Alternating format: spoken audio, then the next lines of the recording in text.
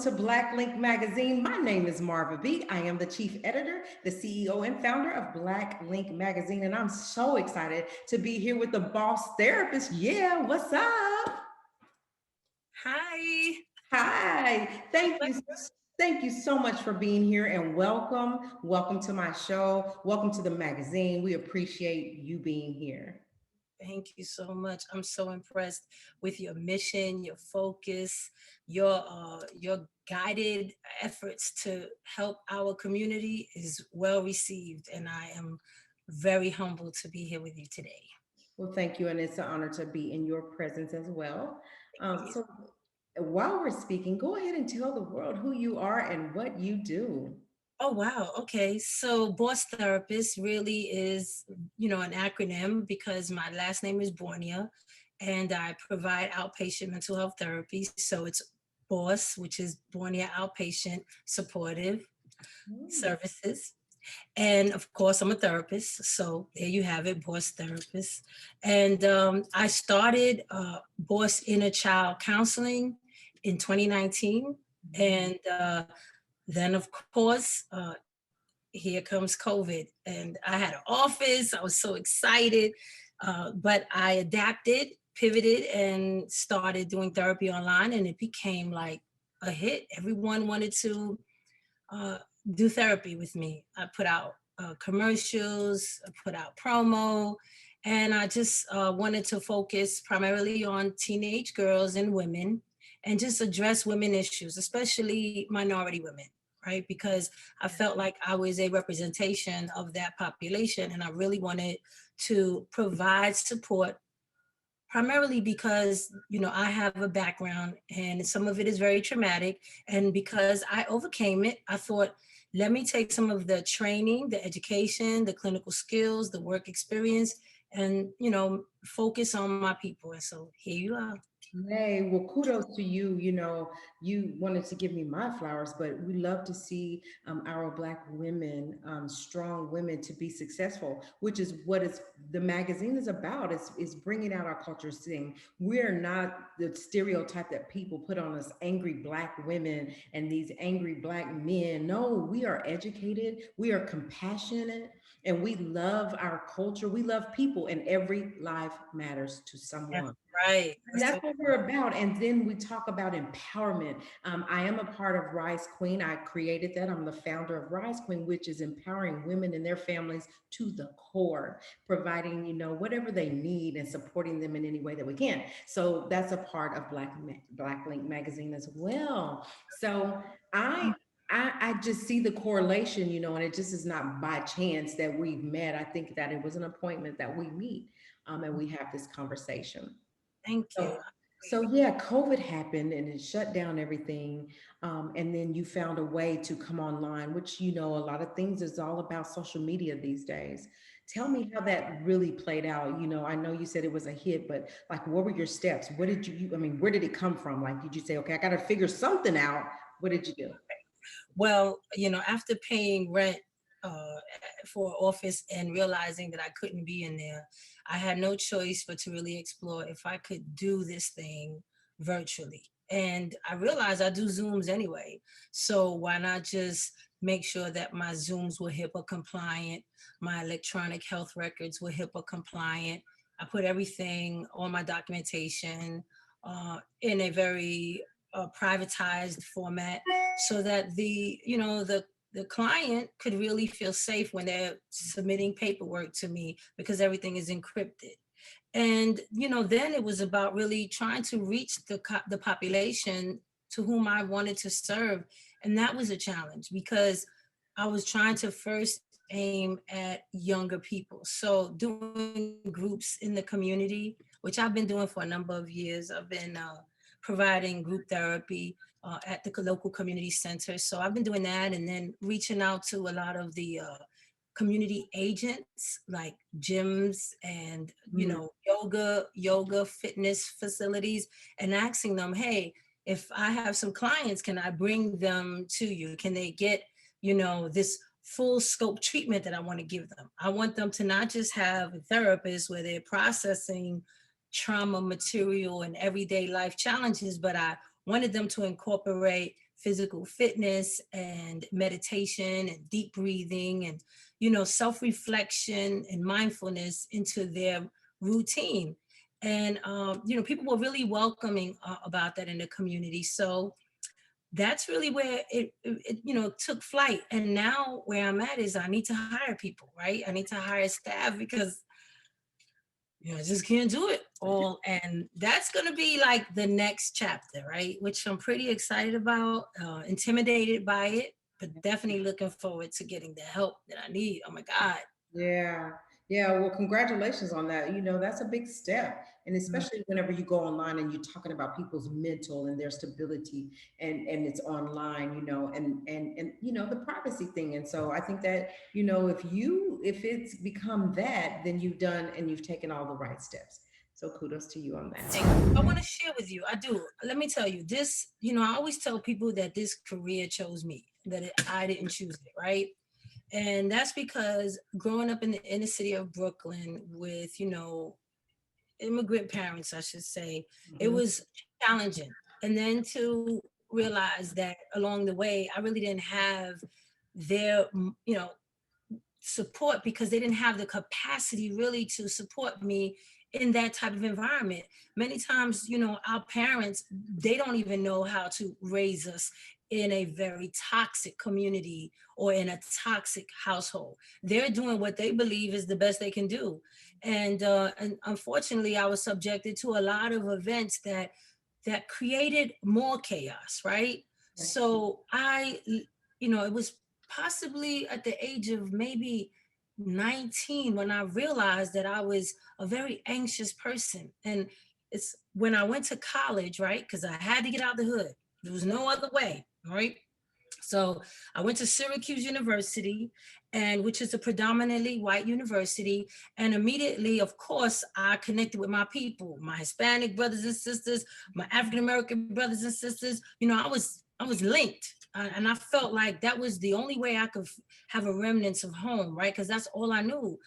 White people, unfortunately, were foreign to me, even though I'm Hispanic. I'm an Afro Hispanic Yeah. woman, right? But I did not know how to relate to, you know, white Americans. I just did not. And it took me to go to this university and be able to realize that I had issues with a cultural diversity. I had issues with Wow. anger management. I Wow. had issues with connectivity. And if I just go back a little further, I'm the girl that was in a group home and was in detention centers and had a lot of violent history as a young person. So take this young angry girl from the hood and put her in an all white school, and Oh, then wow. we picketing. We picketing. We like we want to boycott. We deserve rights. It's funny. It started there, and then when I came out of college, I changed my name. I was like, you gotta call me Najida, young brave lady. I, was traveling. I lived in London. I lived in Paris. I've been to, parts of Africa, and I decided that I wanted to be well rounded. And then I came home and uh, took a lot of that information and connected with the Muslim brothers. Had a rally in my community to try to save the black man's life. Stop killing each other, because in my hood, I could call it a hood because it's mine, but in my hood they were killing each other. So unfortunately, we had some deaths of friends killing friends. And so here I go, let me ask Farrakhan and the Nation of Islam to come and speak to the people. And that changed the tempo of my community and how they viewed me. Did it change anything in the community? Probably not really, because you have people subjected to crime and Yeah. depression and anxiety and all these things that I wrestled with. And um and so but at least I was able to realize that there was that voice in the community. I was that person. So now what do I do with it? I go and get further education, and then I try to expose myself to communicating with all people and sharing my knowledge, and Yes. acknowledging certain things about what can I do to create a better universe. Turns out I can't really do too much to create a better universe, but I That, have to start with self, right? that's what we just talked Start about, with right? self. I have to start with self, respecting my brothers, respecting my sisters, respecting myself, you know, having goals and establishing these things and making friends with all people, right? You know, and Right. acknowledging that, you know, at the end of the day, I still wrestle with the tension of racism. I still wrestle with the tension of identity and self-esteem and black love and brown love. I wrestle with all of that. So when I treat my female clients, I swear to you, this is everything, this is on everything that I believe in. When I treat my female clients, I'm treating them from the perspective that I don't want them to end up like me. Oh, So I'm God. saying I don't want them. Yes. If I could do anything to interrupt that course that I know when you're depressed and angry and anxious as a young person, let me tell you, you're gonna have a lot of problems. So I try to say, let me see how you functioning. Let me put some things in place with you. Let me have you go to gym. Let me have you do yoga. Let me have you deep meditate. Let me have you process with me. And let's make some room for you to think differently. See, no Yes. one did that to me or for me when I Yes. was 16, 17, 18, and I was practically losing my mind. So that's where all this comes from. And so I love it. I'm passionate about it, as you can tell. I am too. I'm just all in it because listen, all of us have a story. Mhm. And if we don't share our stories and our experiences with other people, how can other people grow and learn? And so we need more people like you. We Thank need more people to step up and say, okay, I'm going to educate myself so I can go back to my hood and help those girls. I have relatives that if I speak to them about this, I can't connect with them. One of my biggest challenges is like I have relatives that I can't help, that I cannot save. Very close relatives. You see what I'm saying? And these this is my community, Yeah. my village, my people. You know what I'm saying? My tribe. Yeah. And I can't save my tribe. I can't show them, you know, this mission because they're not they're not ready for it. And this is my blood, right? Yeah. So whenever someone sends me an email and says, hey, I need support for my daughter, hey, I would like to get a session in with you, you know, that's an opportunity. To me, that person is creating their own opportunity for healing. So if Yes. I can't help my own people, I cannot, if they're not ready for it. But the ones that raise their hand and say, Yeah. listen, I'm not a fan of therapy, you know, and I know you can't cure me, but can I just talk to you about some shit that I can't fix? Right? That's right. That's when I said, come on, let's go. Let's set this up. Yeah. Because Because I think we all need a voice. We all want to express ourselves, right? So exactly. And the thing about it is, yes, it may be family, but when if you can't help people that don't want help, it's mm-mm, not going to work. If you force it on them, it's not going to work. You have mm-hmm, to be willing to say, listen, I don't know, maybe you can help me. And I'm open to whatever we can talk about, whatever you have for me, I'm open to that. And until they get to that point, you won't be able to help them. That's how mm-hmm. I see it. You can't help everybody.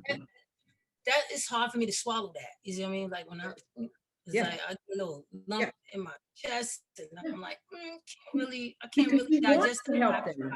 You know, here's what I say. You want to help them, and you know you got the tools and the mechanisms to help them, but they won't open up to it. No. It's sad. So I started the Boss Girl movement.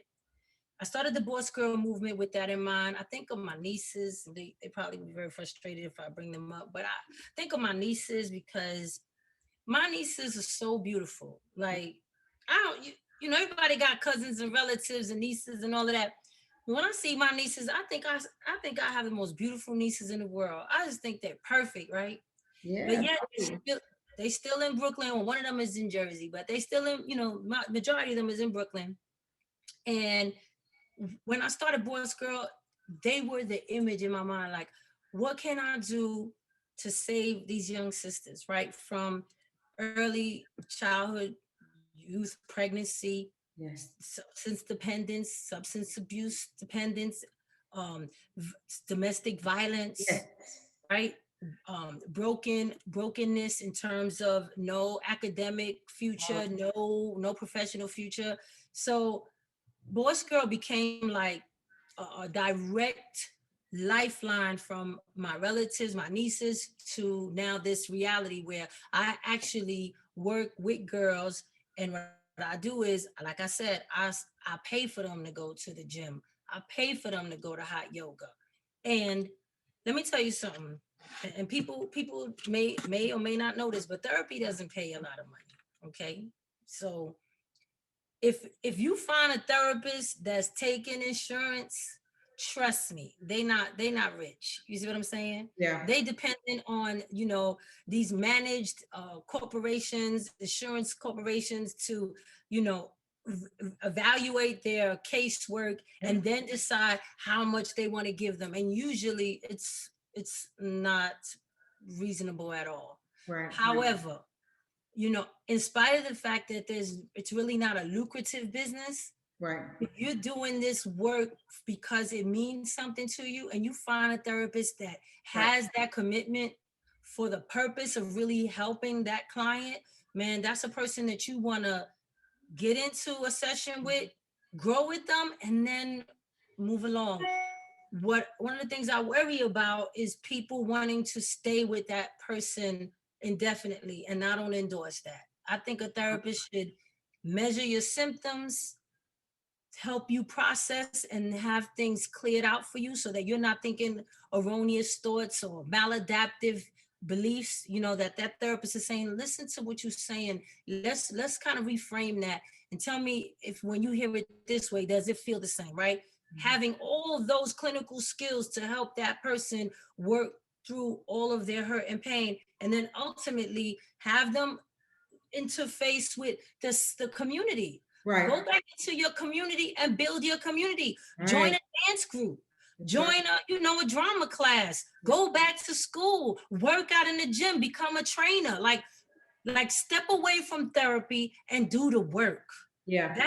That's the platform that I'm on. I'm not gonna have a boss girl and keep her in therapy forever. No, ma'am. I'm not doing that. I want you to fly, baby. I want you to do your thing so that you could be a representation for other young ladies, Yeah. right? And then that's how we kind of spread the knowledge of healing and recovery, right? That's where I'm at. I like that. I like that because if you just keep them boggled up in this therapy, how are you allowing them to grow? You They can't grow. Okay, you've given me what I needed. Now let me go grow. Let me grow and right? let it become a trickle effect. I like that. Right, because I don't want them to be enabled where they need the therapist, and every time they have a life oh, I had a disagreement with my supervisor. Can I call you? All the work we did in the past 12 weeks, I need you to apply it in that moment. Yes. Never respond. Here's my go-tos. Never respond when you're angry. And Yeah. if you do, because we're human, Yeah. find a way to recover. Yeah. Apologize, even if you're not wrong about the interaction, but the fact that you lost your cool, you want to make sure that you clear the air about that. And you say, listen, I noticed that we're not communicating in a way that I believe should be a healthy dialogue. And I stepped out of bounds and said things that I should not have said, but I was angry, and I apologize for not having better emotional intelligence and better emotional management. You see? So you're not apologizing necessarily if you don't agree with the person, but maybe you have to clear things up. And then you move forward from there. You take steps every day to make sure you get out the bed, you make your bed, you take a shower, you comb your hair, Yeah. you groom yourself, right? And when you communicate from a positive perspective. So instead of saying, oh man, I don't got nothing to do, you could say, I have free time today. You see what I'm trying to say? So you don't stay in a negative. Yeah. Oh man, that guy didn't call me. You know what? Today's a good day for me to focus on myself, That's it. right? And not kind of worry about things that is out of your control. That you can't change. You can't change that. Yeah. I wish I would have known that at 16. Oh my Oh God. gosh, yeah, there's a lot of things that I wish I just would Mm, have known. We would mhm. do things differently had we known. So, but I just believe that everything happens for a reason, that we had to go through these things in order to be in the situations that we are in today to help other people. Right, So had right. you, had you not experienced that, had you not gone through that, would you really be sitting here trying to help other people? You know, Probably not. I probably be walking around here with some Gucci boots and Gucci bags and trying to think that the world is mine. And that's a good life too. Don't get me wrong. oh That's a real good life. Don't and I still want that life. yeah, yeah, But I'm taking any profits, any money, any investments that I make and putting it into my business. that's Because right. I really do believe that I guess I'm at this stage of generativity where I want to give back. I want my son to have, a positive perspective of me as his mother, and I want him to respect women, right? Right. So he has a girlfriend, and whether she is, someone that I approve of or not, he's gonna adore her. He's gonna treat her like a queen, and she's gonna also see that young man's mother is about that life. She's clean, she's appropriate, she's respectful, and she's demonstrating that for her son to see what a woman is supposed to present as, That's right. right? That's crazy because today we were at church, and the conversation, that's what the conversation was, setting an example for our children, and listening to them, but making sure that we're doing our part. Because I can't tell you, you go out there and you make good choices and you do this all the right way, you treat women right, you treat men right, whatever, if I'm not doing it. And then Right. they say, well, you ain't doing that. Right. Who are you? I remember I told my son one day, this was many, many, many years ago. I told my son, clean your room. What's wrong with you? You have clothes all over the place. And he said, Mom, look at your closet. My room is a replica of your closet. And Yeah, when he said that, and this, I'm telling you, since then, I clean my closet. yeah, That is on everything I love. That is the honest God truth. Like that little moment, because when you parenting, you learning with your child, like I said in the very beginning, you learning with them. So I learned that he was watching everything that I was doing. So if mhm. I want to tell this young man respect women, then I need to be a respectable woman, Yeah, right? that's So right. That's right. it's because the pandemic has really restricted what I would have been doing, right? I wanted to have a event where I had all these young ladies that were clients come out. I was going to give them awards. We were going to have, like a black tie affair, and that didn't happen. So because of COVID, I just restructured my approach, and started to do other things. I opened up 3 businesses and I'm working them all simultaneously. And just recently, my sister was like, we need to get out of here. And she's my son's godmother. And I was like, oh my God, yes. So we went to Mexico and I really had a good time. Good for you. I Listen, love when you are caring for other people and being the therapist for other people, you still have to remember to take care of yourself. We take care of the adults, right? We say, okay, right. she has a mental capacity, or she needs mental help, not because she's crazy, she just is having breakdowns or whatever. Or he, talking about the adults. But what I Mm, like about you is that you're talking about the children, because we mm, can catch them young. We can right. avoid some of this stuff we go through as adults. So, what would you leave with a young child that is in a situation and like, I don't know what's wrong with me. Something's wrong with me. I don't know. I'm mad all the time. I don't like nobody. What are you telling them? Well, it's interesting that you said that because most of your followers are adults, right? Primarily what? Do you know your population? Is it mostly women? Women of color? Um, it's changing now, so it's about 50-50 now. But in the beginning, women, Women, okay. yeah, And we're looking at adults, right? adult. So, adults. So, if there is an adult that's listening right now and they have been around a young person who is struggling with, changing mood, fluctuating mood issues, isolation, irritability, this detached approach, maybe not really wanting to do much, lack of motivation, lack of interest in the most common things that people at that age would normally be, engaged in, like sports, having fun with friends, talking on the phone, going outside, going to school, doing homework, taking showers, cleaning the room, just maintaining. If there's an adult who is synced into your show and they know of a person like that, or they themselves are dealing with those issues, I tend to explore, when did that begin? What, if any, was a trigger that took them to that space or that mental space?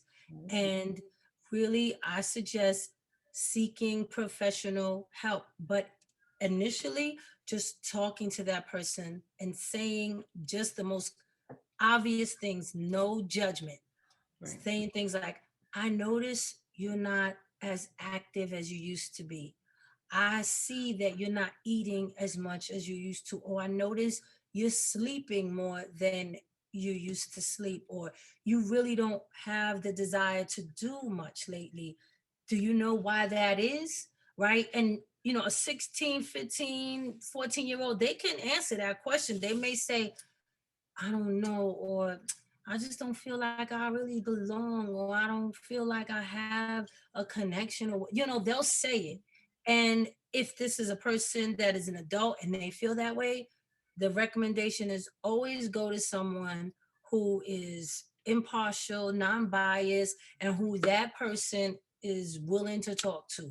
So if it's not a therapist, maybe it's an auntie or a cousin, and that cousin or that auntie cannot violate their confidentiality. They cannot hear the truth and then turn around and be like, let me tell y'all what she said, because then now we absolutely compromise the trust between that individual, that child, that person, and the person that they trusted. I would say absolutely be vulnerable with that person and have them divulge. And if that means taking them to therapy, I recommend that takes place. Most of my clients, I would say the majority of my clients have been sexually abused and they have never told anyone. And the first person that they ever told is me. And the trauma happened many years ago. And all of a sudden, one day, they go somewhere or they see something or they experience something and they're triggered Yep. and they decompensate, even though the trauma happened 10 years, Yes. 5 years, because something just took them right back into that space. So I say that those kinds of changes in the behavior should be addressed very gently, but immediately. I love it. I could talk to you about that forever. Yeah, so thank you so much, and thanks for sharing. Thank you for being here. It means everything, because these are the stories that we want to get out. Yeah, we talk about entertainment and fashion and all the happy stuff, but we have to talk about reality, because all the people that are in entertainment and all the fashion, all the stuff, they have issues too. And so we can't be good if our mental's not good. So we have to keep this in the forefront, and we have to continue to keep talking about it. Men, and I can just say this because I know it to be true. Many men have been sexually victimized, And we'll and not tell it. they will never, never, ever, they will never share that. But the behavior is very similar to what a woman will go through. It's the shame, it's the guilt.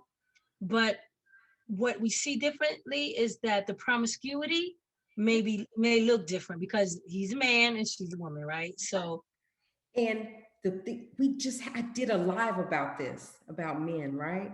And I'm getting ready to interview an NFL player about mental health and being sexually abused, right? oh, I gotta watch But the that. reason they won't tell it is because they're supposed to be the provider. They're the protectors. And Right. I'm no way am I going to talk about this. I'm the man of this house. And that happened, that's gone. I'm getting it. But really, it's not gone. It's Not, not gone. It's interesting. So that's in a couple a week or so. it's one of my dreams to have to work alongside a trauma specialist, a male trauma specialist who's willing to work with the men that call me. Yeah. They'll call me and they say, look, I know you work with women, but I've been sexually traumatized and I don't even want to tell my wife. I don't want to tell my girl. And I just want to work through some stuff. And I'm challenged because I have a position and a belief that I I can understand it from a clinical perspective, but if there's a male trauma specialist, I believe that he would be able to capture their attention with a greater just a greater connectivity that I Yeah. I wrestle with because I just can't put myself Well, in their shoes, unfortunately. But yes, it is an issue. It is definitely an issue, and I'm glad that we talked about that. yeah, glad we got it out there. And I hope that this gives men the space to know that you're human. Yeah, just like men are, they don't want to cry. Listen, God created everybody with emotions. That's That's just right. it. And it's okay to cry. It's okay to say, I've been hurt in my past and this is what happened. It's okay. It's okay. I'm so proud of you, sister girl. Thank you. I'm proud of you, girl. So really, you fire. You Thank fire. you. The on fire emojis right there. Thank you so much. I appreciate you being here. This was an awesome conversation, and I'm going to share this everywhere on all my social media sites. And you guys go out, tell them where they can find you on social media. Did you already tell us? So my website is Boss Inner Child Counseling. That's the website for people who want to meet with me for individual therapy. And then I have officialbossgirl.com, and that's the website where I'm really just reaching out to young girls. So I have those two websites. And then of course I'm on IG as boss_therapist and on Facebook as Ingrid Marie. Yeah. So there you have it. You guys go support our sister. If we can save the world, I'd be on board, but we can only do our part. Me Yeah. too. Yeah. I'm with All that. right, you guys, I'm going to get out of here for now. We're going to go. In the meantime, respect yourself, respect each other. God bless.